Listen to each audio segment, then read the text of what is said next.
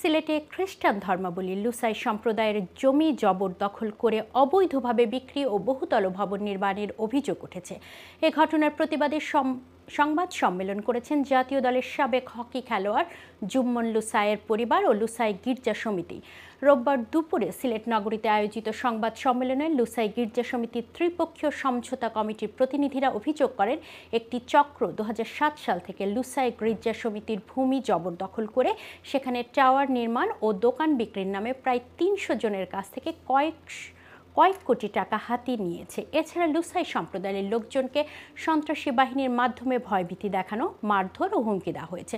জানমালের নিরাপত্তা নিশ্চিত করতে অবৈধ দখলদারের বিরুদ্ধে দ্রুত ব্যবস্থা নিতে সংশ্লিষ্ট কর্তৃপক্ষের হস্তক্ষেপ কামনা করেছেন ভুক্তভোগীরা। মামলা সহ দখলখানিক ফৌজদারি মামলা আসামি সিরাজুল ইসলাম কিভাবে কার মদদে জালিয়াতি করে এই জায়গায় সর্বশেষ অবস্থা তুলে ধরতে আজকে আপনাদের শরণাপন্ন হয়েছি।